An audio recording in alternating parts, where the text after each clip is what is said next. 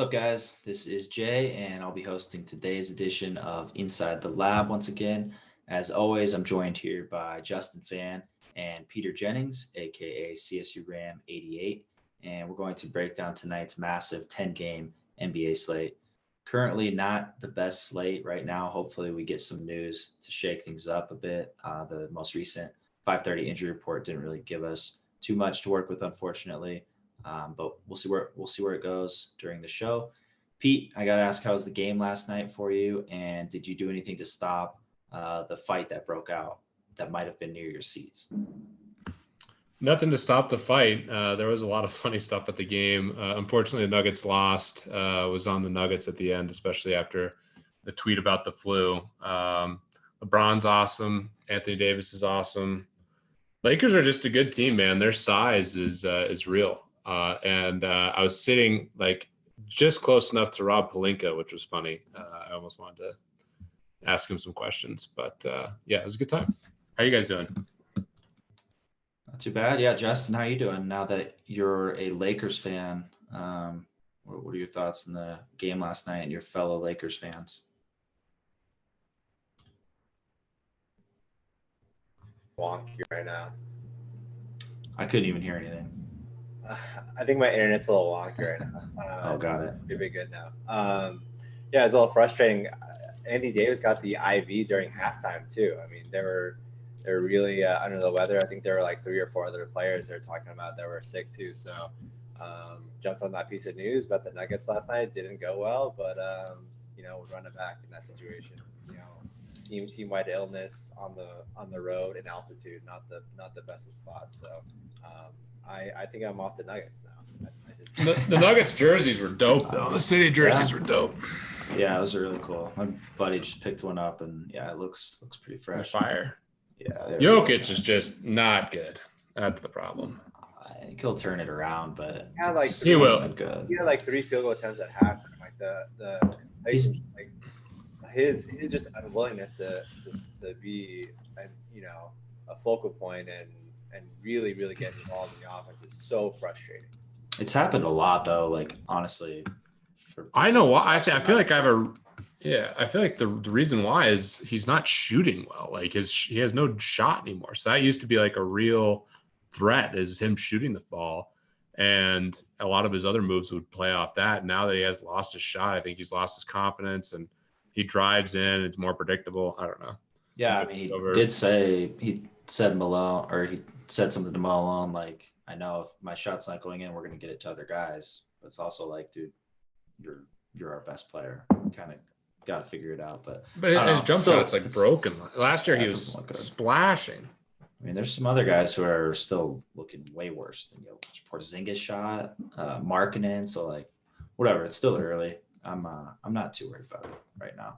Well, let's get into the slate though. 10-game slate. Still waiting on some injury news. I'll go ahead and share the screen here. I think the first team we can talk about tonight, probably the most plays from one team we have is the Utah Jazz. We have Mike Conley out. We still don't know who's going to draw the start in place of Conley. The Jazz could go a few different ways, potentially starting Moutier. We could see Point Mitchell with Jingles in, Jeff Green in. Justin, how are you kind of expecting the Jazz to play this one tonight? Are you figuring that Point Mitchell will be there tonight, or what are you kind of expecting? Yeah, I'm fully expecting Point Mitchell in a bigger lineup. They're playing against the Lakers, Anthony Davis and JaVale McGee, and then Dwight Howard too. Interesting note before we get into this, the Lakers and Vogel have talked about potentially starting Davis at center tonight. They said they probably wouldn't do it, but I think we'll see a lot more kind of smaller lineups tonight with Davis at center from the Lakers. So yeah, we currently have Jingles projected as a starter. Could see Jeff Green matching up against his bigger front court as well. But yeah, Point Mitchell. Moody, I think, is pretty thin. I wouldn't like count on him to even cash. He's just kind of a GBP sprinkle. And then, yeah, the main 3 guys I'm looking at on the Jazz are Rudy Gobert at center. Center's really weak today, especially on FanDuel. I'm really just looking at Gobert versus Drummond. And then Bojan Bogdanovic at small forward at 6K. We've seen his minutes really, really creep up. The last week or two, he's been, getting up to like 36, 37, 38 some nights. So really, really appealing. We have him at 34.9 for projection, his minutes. And then Donovan Mitchell, I think, is in the conversation as well. Shooting guard, as always, there's a bunch of options there. We can get into that later. Bembry and Evan Turner, with the injuries in Atlanta, are strong options. And you have Buddy Hield as well, who I really, really like too. So yeah, Donnie's right in there as an option too at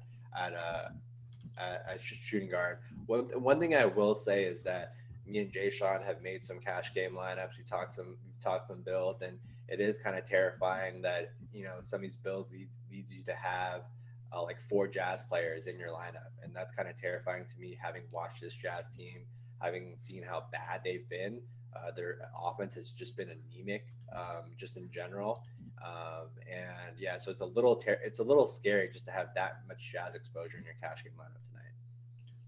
Yeah, it's always terrifying with a kind of below average offense, and it's not like the Lakers defense is terrible by any means with Anthony Davis. But Pete, I'm curious your thoughts. Justin kind of touched up on all the Jazz guys. How many are you looking to realistically go? And then I'm also curious in your thoughts of Gobert or Drummond. I know DraftKings and FanDuel are a bit more so lopsided in pricing tonight. Drummond is just really, really cheap on DK. Donovan Mitchell is there too. So I think you go both those guys. But on FanDuel, where are you at with Drummond or Gobert? And then what other Jazz guys you kind of locking in?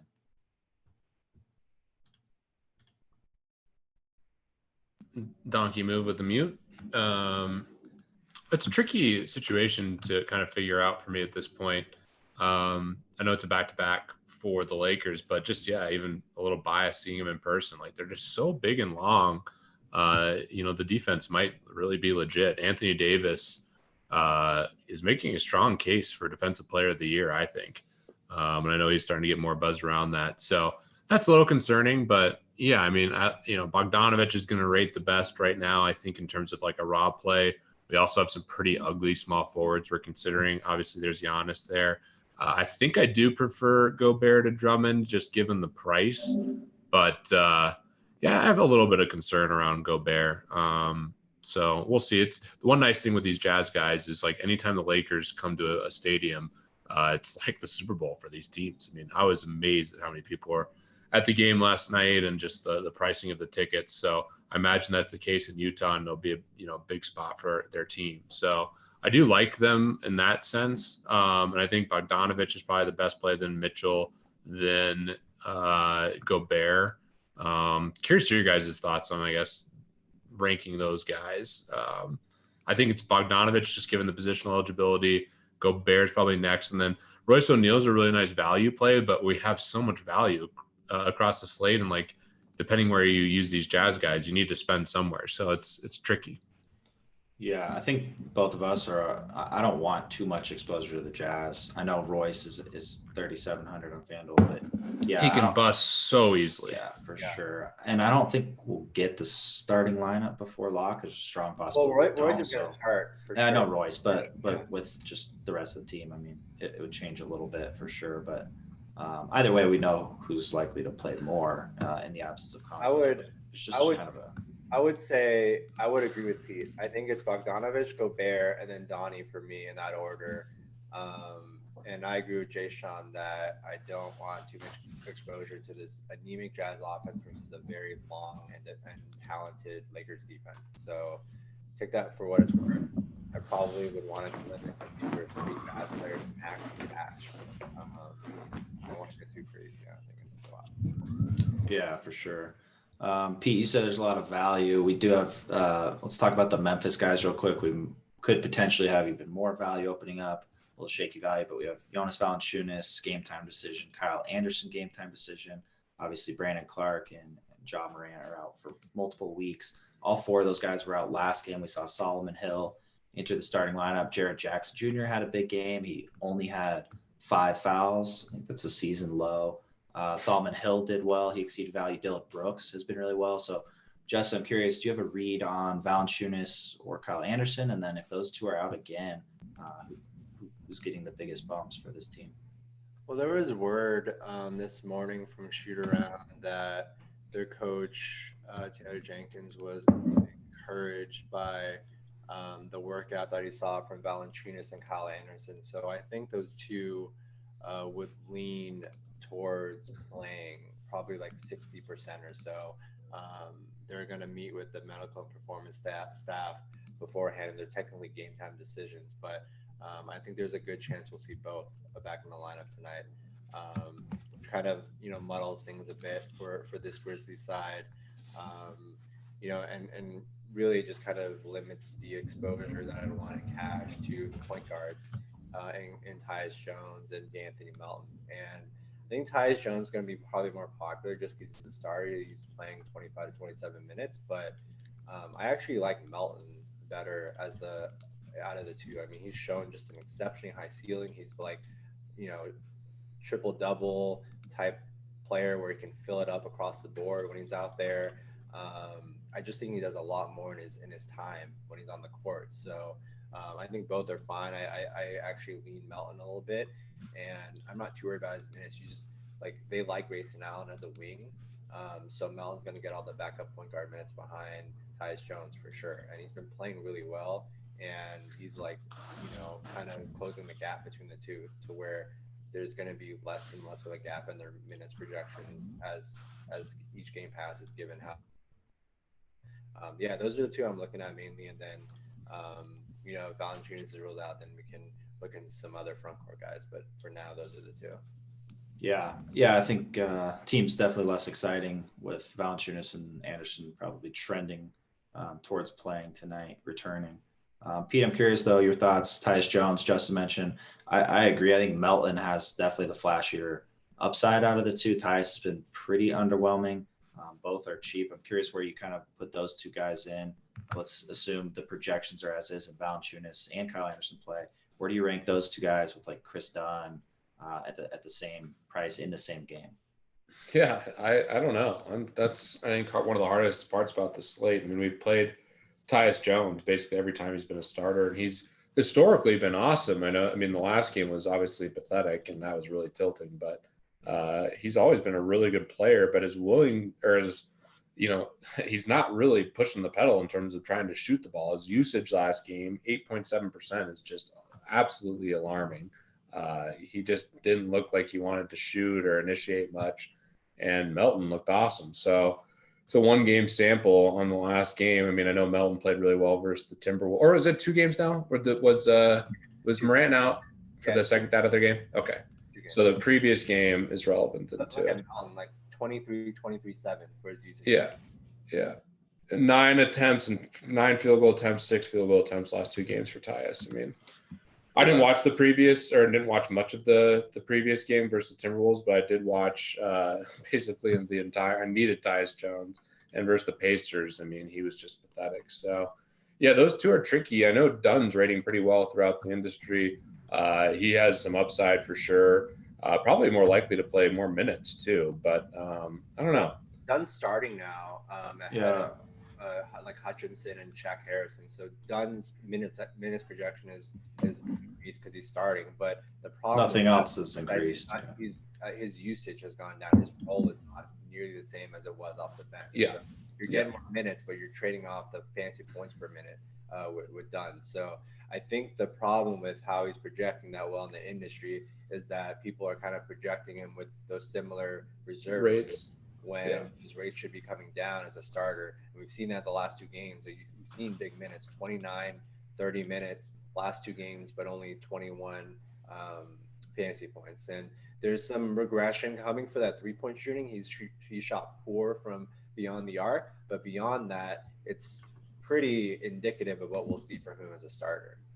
Yeah, I still think it's really close between them, but yeah, of course, I think too many times people make the mistake of if a bench player is seeing extra minutes, they'll just extrapolate his season-long rates and give it to those minutes. But obviously, starting lineups are entirely different than bench, especially for guys on second unit roles.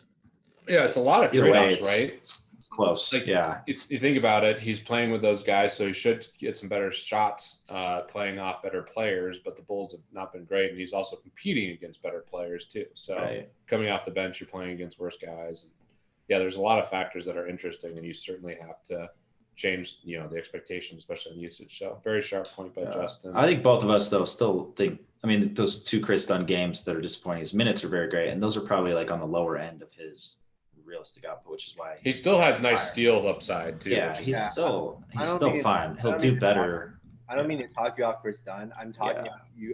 I'm talking you off Chris Dunn if you're like your median projection is like 28 fantasy points, which I think is a little like aggressive. But if you're projecting him like 22 to 26, which I think is a realistic range, then I think he's totally fine as a cash game play today. Yeah, I definitely don't mind going him. I don't have too much confidence in Tyus or Mount. But yeah, Pete, you're right. It is crazy. Like Tyus is usually just always like an auto start in these He's a situations, but people he's always love him been in the good. analytics Yeah. industry oh, too. it's Like great. Yeah. he's Yeah. always been a But really we good want player. the give me the gunner any day for DFS. I want the, Oh, of course, but he used to be Usage. good and good for DFS, and now he just absolutely. he might have been bad and bad for DFS. I don't know. He didn't look good last game. I'll tell you that. Yeah, for sure. He's been outplayed by Melton like 2 games in a row. Yeah. Yeah, Melton's coming. That's the downside there. Yeah. Any chance they can play any minutes together?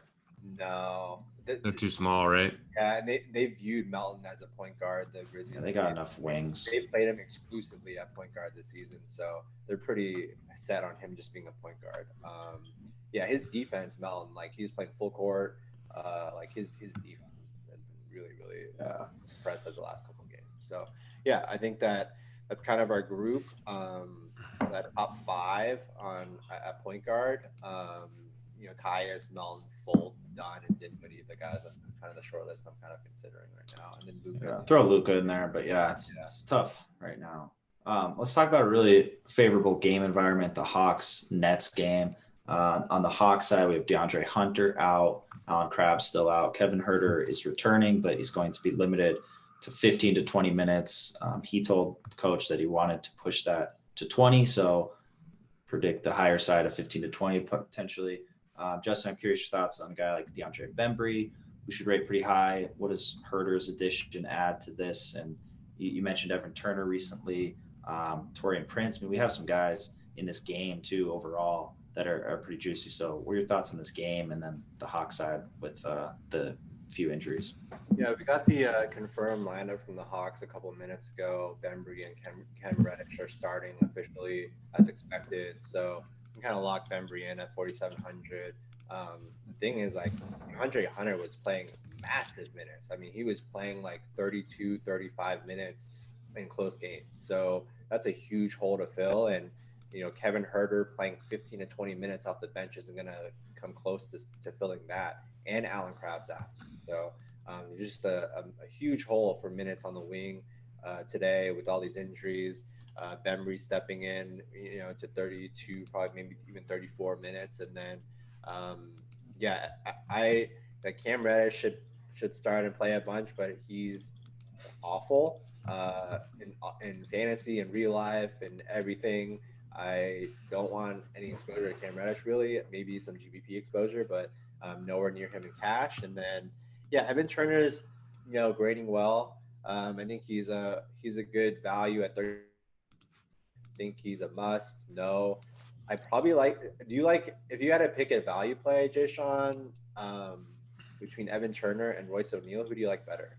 Just kind of Oh man, I mean Turner's always been decent on a per minute rate, so I'd probably lean him just if we're talking similar minutes. And I'm already going to have probably 3 Jazz guys, but it just feels wrong to the cash Evan Turner. I don't know if I can do it.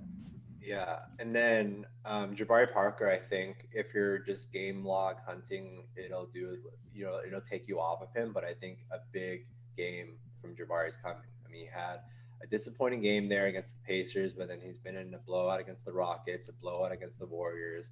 So those last couple point totals will underwhelm me, but I think he's right in there as a cash game play today. And then you talked about the other side of the ball. I like Taurean Prince in a revenge game against Atlanta. Joe Harris. Oh, baby, by the way. Torian They're Prince is all an in. absolute lock.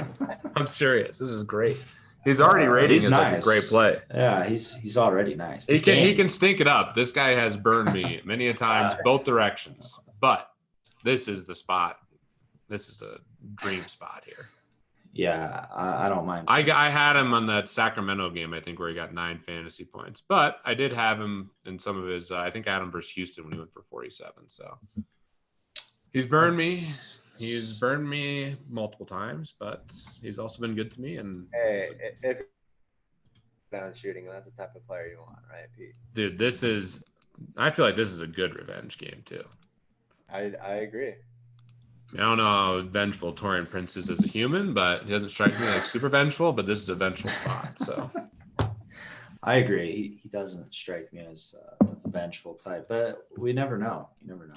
dude, this narrative in the NBA is so strong, though. Seriously, It is. And it really, I'm being serious. I think. what do you guys think? Fantasy points here.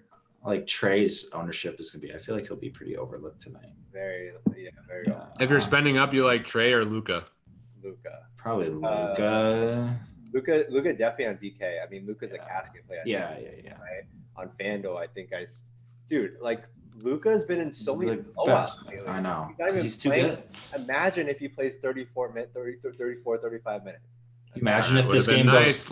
last Yeah. night, if it would have gone into double overtime with the freaking Houston game. I Unbelievable. I know. Yeah, that was I know. tilting. That hoop didn't count. The whole thing with that game is just absolutely. Well, I had the Rockets. I bet the Rockets, and I lost. I was like agreed. That's a burner right there. I not only had the spread, I had the money line too. It was just like all time bad. Like just catching L's all over the place in that game. But yeah, imagine if Luka's playing. He plays a full allotment of minutes. He probably would have grabbed 30 rebounds last night. I mean, If Luka gets a double OT game, I mean that's a hundo, I think, for him if he gets the double OT. But yeah, that game is very juicy too. Luka, the Wolves game tonight is really nice too, similar to this Nets Hawks game. like we haven't really seen the Timberwolves that recently. I think a lot of our perception with them is they've had a lot of injuries and just different things going on. So, did they have anyone out tonight? Layman, yeah, and like Napier might miss, but like none of their core pieces It's just they're fine. Teague's on the bench. Yeah, Point Wiggins, Culver starting. Yeah. They're priced up. I mean, Wiggins is expensive, Cat's expensive, and I was telling Justin, I was like, I don't remember talking about the Wolves in a while. Yeah, we haven't talked about Cat. Like Cat was a cash game play like the first week or two, and now we haven't talked about him at all. He's just because I think teams figured out they can double team him, and he's just not as good with the double team from what I've noticed. But I have to dig in that a little deeper. Their supporting cast isn't good enough to make them pay for double teaming Cat either. Yeah.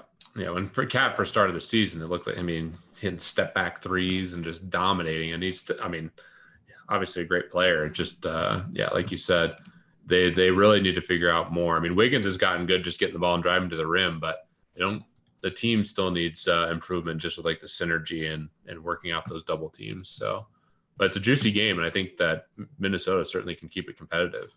Mm-hmm. Yeah, which is reflected in the spread. I mean, it's only a 4.5 point spread, and it's a back-to-back for Dallas. Right. Yeah. Let's talk about Phoenix real quick, then we'll get into some kind of specific positions. But just kind of wanted to bring up Phoenix side. Rubio is probable. He was initially questionable. Coach said he's fine, so I wouldn't worry about him too much. We have Aaron Baines out once again, but we do have Jack Diallo back. Justin on FanDuel, especially. I mean, DK priced Kaminsky up fairly. FanDuel bumped him up 200. Are you still fine going Kaminsky there? Is he kind of one of our like core value plays, or? I mean, Kaminsky predictably delivered in that revenge game. Oh, of course. Obviously. 30 fans lock. So I think today power forward's pretty like weak in terms of strong plays. So where I'm okay cashing Kaminsky, I think this is a spot where you easily fade him in tournaments though. I don't really have that much conviction overall in Kaminsky, especially with Jack Diallo back. So I'm okay with him because he's 4,300. I don't love him today. And his ownership will be high too, so even more reason to maybe be pretty light on him. I definitely agree with that, by the way. Yeah. Yeah. What Yeah. are your thoughts, Pete, with Kaminsky? Are you looking to cash him, FanDuel? Yeah, I mean, I think he's a strong consideration today, just given the lack of value. My favorite power forward play is probably Jabari Parker on the slate for FanDuel. But yeah, I do love Kaminsky on FanDuel. I think DraftKings, he's priced. Yeah, He's probably too expensive now. I think so. On DraftKings. I'm So. fine getting off him there. Yeah. I mean, you have a lot of good power forward plays, like Bogdanovich is a power forward there. Jabari's cheaper. Wendell Carter, who we didn't talk about with the Bulls. Anthony Davis isn't super expensive. Giannis is obviously a power forward. You have the Magic guys who are cheap. I mean, Gordon and Isaac aren't like that much. I mean, they're more expensive, obviously, but on a relative scale, when he's 5,500 and Gordon's 59 and Isaac 68, it just doesn't make any sense to play Kaminsky on DraftKings. To me, Definitely anyways. agree. Yeah, 100%. Some other injuries we didn't fully go through. We still do have Luke Kennard, questionable. We kind of throw him in with the Memphis guys, both being game time decisions. Blake Griffin and Derrick Rose not on the injury report. Justin, what are your thoughts kind of on the Pistons side with if Kennard's out? This is a back-to-back for them, but Blake didn't play too many minutes. What are your kind of thoughts on the Pistons tonight on the back-to-back and that game? We can get on the other side. I mean, Drummond, we have Giannis as a play, but Yeah, I'm a little surprised it's only an 8-point spread. I believe 8.5-point spread. I thought Milwaukee would be favored by more than that, especially given how they've looked recently and given you got Detroit in a back-to-back. But yeah, Drummond, I don't want to get too cute here. Drummond's really the only guy I'd want to get into. Blake and Kristaps Porzingis, both guys I have projected for fewer minutes than they usually play because it's the second leg of a back-to-back. I don't want much to do with either of those guys today. And if Kennard misses, then you can look at Langston Galloway at 3,800 at shooting guard. I don't know, like Tony Snell. I'm not really interested in him. It'd be a lot more Langston Galloway, Tony Snell, and like Svi Mahalik. yeah, and the game would be pretty ugly. I think Kennard's pretty valuable for them. Yeah, It is. I'm also surprised it's not a little bit more in Milwaukee's favor of the spread right now. They're looking pretty good. Other injuries, we have Marcus Smart out. Didn't change too much for me, but there's certainly guys I still like there. Pete, I'm curious your thoughts on like Kemba at point guard. We talked about kind of the 4, maybe 5 guys with Luka if we add, and then Jaylen Brown's in the mix at small forward. What are you doing with the Celtics tonight without Smart? Yeah, Kemba is popping in some optimizers around the industry, and I think we have a pretty fair projection on him. Just depends on how you want to build your rosters. He's a guy that I think is priced fairly, and I mean, obviously with the Smart news, he gets a bump and looks like a pretty nice play. The rest of the guys, I mean, I haven't really looked too strongly at guys like Tatum or anything. Maybe I should look at Tatum more, considering how. What's up? Yeah, bad power forward is. but Jaylen Brown. Jaylen. Well, that's what I have looked but at Jaylen, and Jaylen. It's a nice bet on talent when you're playing Jaylen Brown. I mean, you can watch it; and he looks incredible at times. Do you think he's going to spend more time with Jimmy Butler, or do you think Butler's going to be guarding Tatum? Like, how do you expect Miami to kind of prioritize these matchups? Bam's been their best defender. He's been guarding all the other team's best guys starting the game, but yeah, I mean, Bam guarded Butler too. Bam guarded Siakam better than anybody. Bam has been elite. But yeah, I mean, then you have Butler. Yeah, this game isn't really too favorable on either side. It's a lower total, good defenses. So I'm not too much in love with it, but I think Jaylen's interesting. I think Kemba's interesting. So you don't like Jaylen Brown? I mean, he had a really good game last game. Yeah, I do. I think he's fine. He's more so like he's right on the cusp of like cash game consideration for me. I think like Bogdan and Torian Prince a little bit better, but that's my problem. I was looking at Jaylen earlier because he fit a team without Bogdanovich, but Torian Prince, to be clear, is still in Yeah, that's kind of the thing though. I mean, I really do like him a lot, but a little bit of a having fun with the narrative street, just hoping that our real estate keeps appreciating, Jay.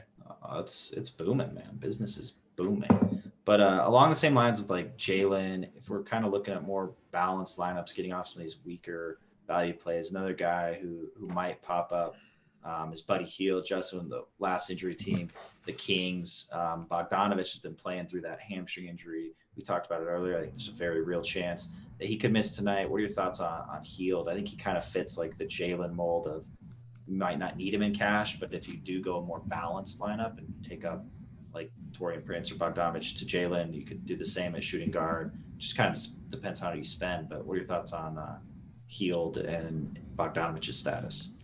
I love Buddy Hield tonight.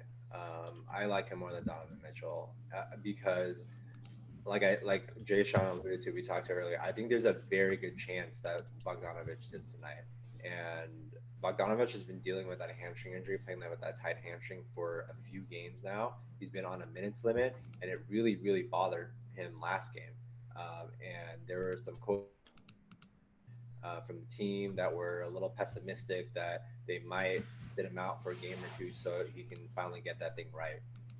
So, yeah, if Bogdanovich misses, I mean, Buddy's playing probably 40 minutes, and that his ceiling, becomes pretty nice. So I like Buddy Hield quite a bit. He's already grading well with Bogdanovich in, and then you factor in the upside.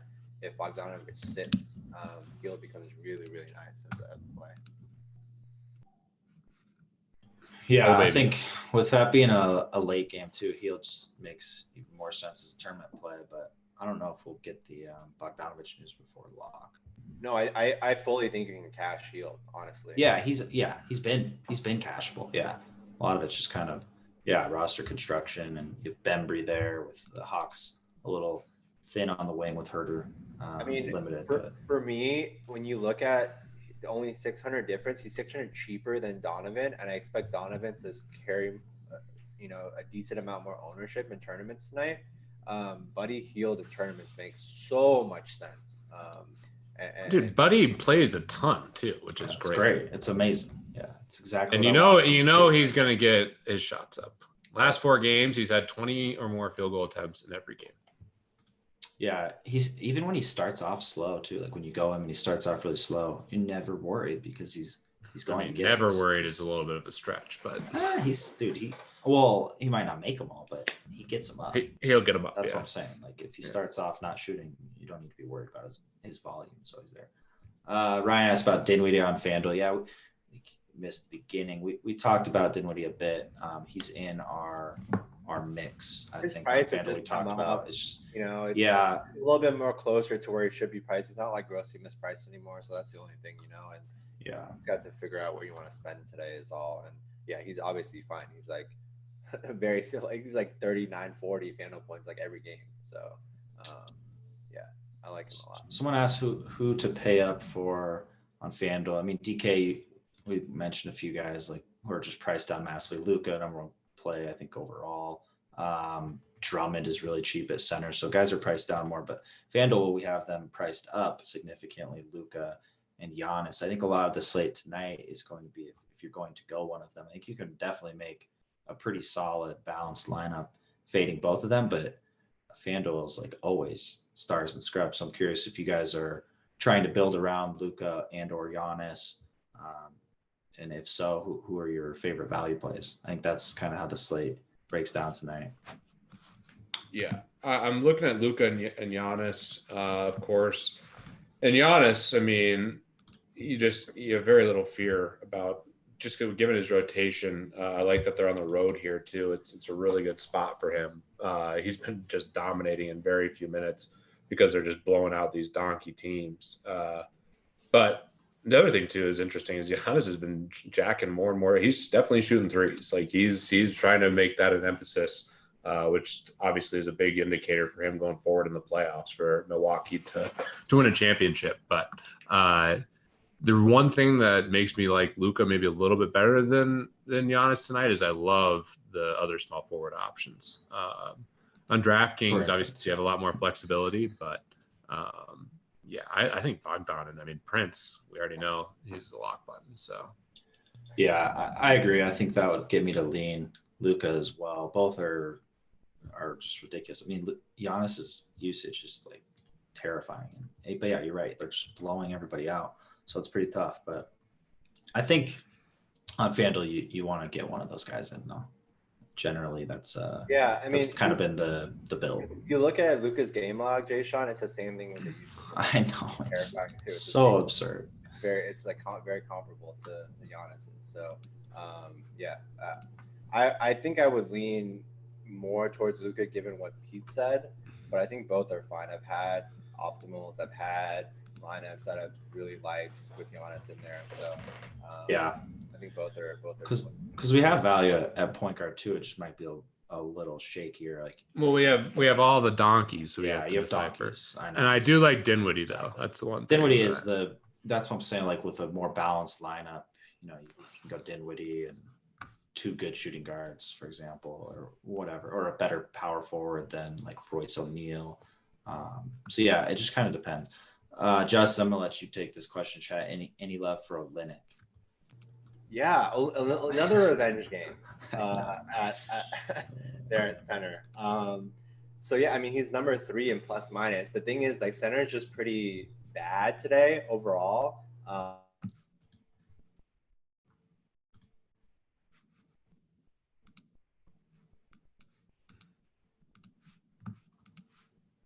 No, Did we lose Justin? I think the Wi-Fi finally got him. Yeah, Playing with pose right fire. Yeah, his Wi-Fi was struggling today. Hear me? Yeah, you're back. Now you're back. Yeah, my internet's been shaky. I think it was all the Olynyk love. I know it was a little bit over the top. I'll just say Olynyk's been playing a lot. This is a revenge game, and center's weak today. That's my. Yeah, no, it's fine. I hated on it earlier, but you're right. Olynyk is a GPP winning kind of guy. He has pretty big upside. So It's not Torian Prince revenge. He's probably already played Boston a couple times, right? sure, but Yeah. It's still there, but this is Prince's first game versus Atlanta. Hunter, their best defender. I mean, he's a rookie, but he's still one of their best. yeah. Reddish. I mean, Prince is gonna hoop, baby. I like it a lot. Ryan, that's what we're doing with Moutier on DK. I mean, a lot of guys on DK, who's the other mid 3K guy. Oh, like Cam Reddish is cheap there too. There's just, I don't know. I don't want to go Moutier, but he does do well in his minutes. It's just kind of a matter of how many minutes. And I don't think we're going to know in time if they're not starting Mitchell as the point guard. They likely will. So I don't know. What are you guys' thoughts? He's 3,200 there. He's probably more tournament for me. I think it makes me vomit in my mouth, but I think I'd play Cam Reddish for 200 more over him. Ooh, really? Because the minutes will be. Yeah, but he can't do anything. At least Moody. I agree. Yeah, like Moody, if he comes off the bench, I don't know. He has a the minutes are pretty range for minutes where I know.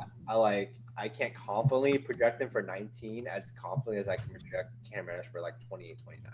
That's I like Reddish. I like Reddish more than Moutier for what it's worth too.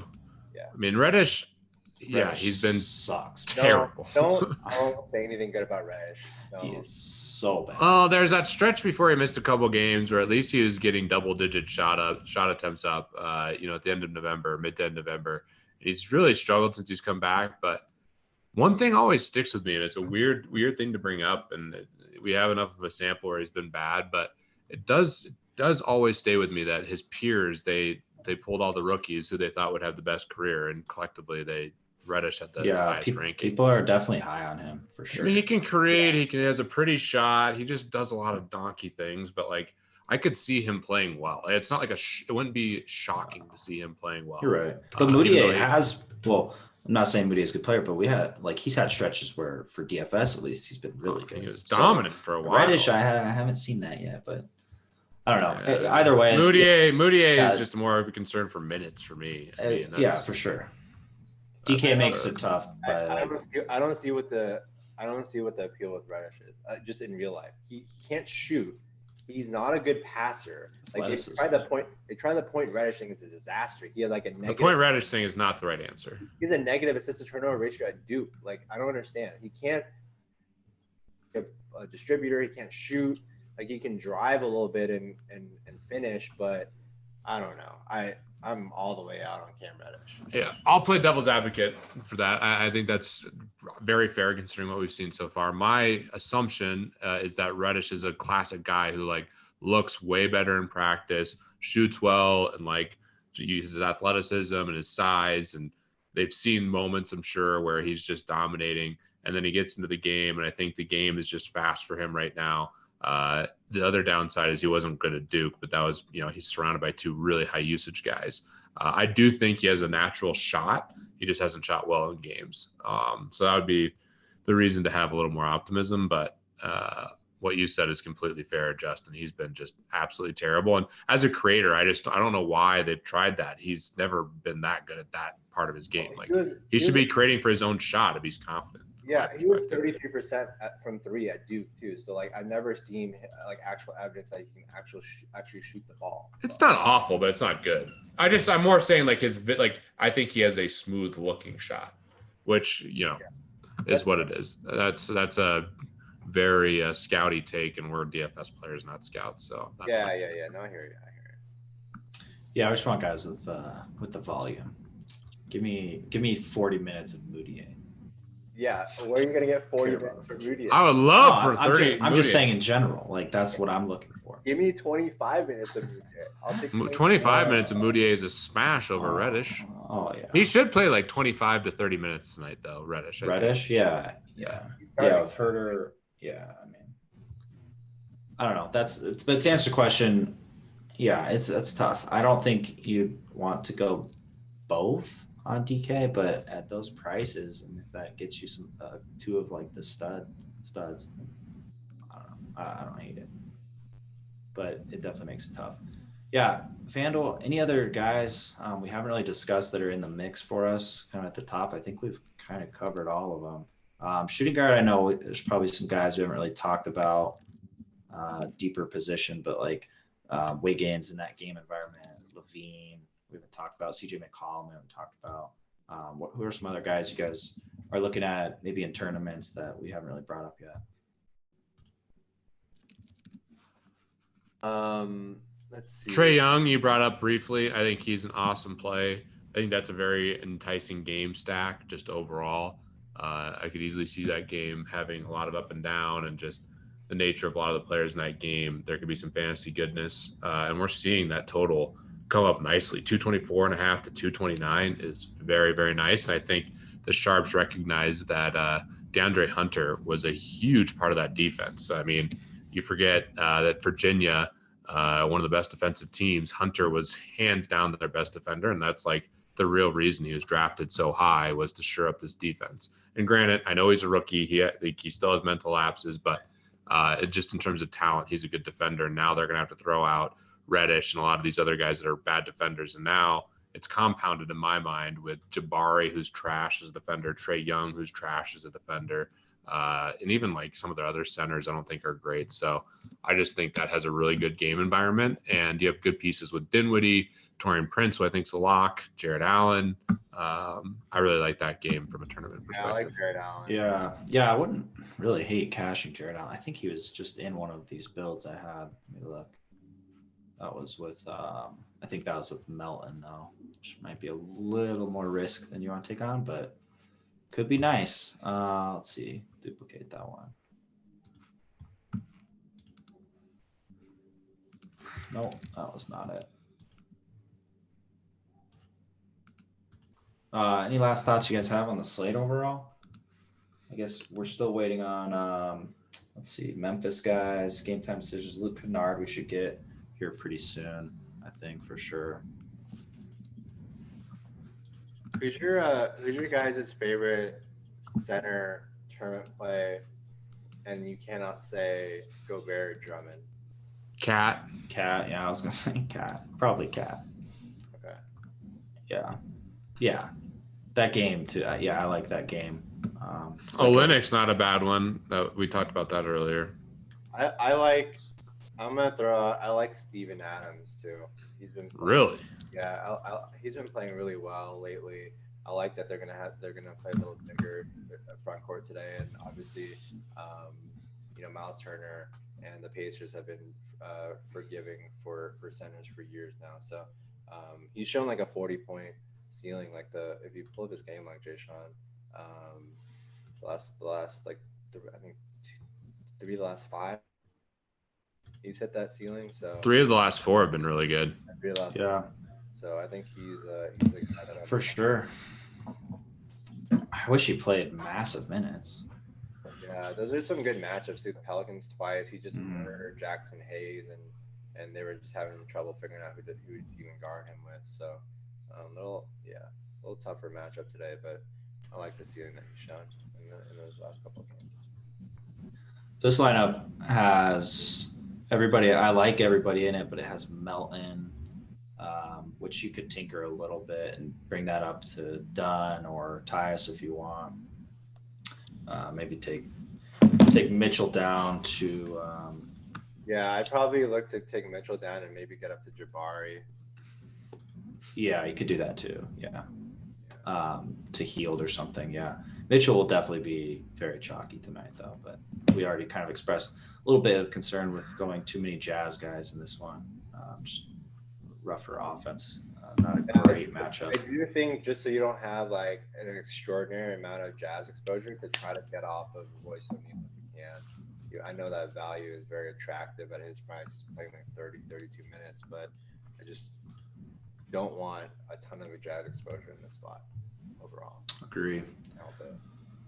All right, let's go ahead and end it there. We got 40 minutes before lock. Finalize these lineups. Hopefully, we'll get some news in. We'll get some starting lineups in before lock. Follow FanSubs NBA Twitter feed for all the breaking news. We'll have models updated the rest of the night. I think us three will be back next week with a couple more live shows. Thanks for tuning in, and good luck tonight and the rest of the weekend. But guys. Good luck, guys.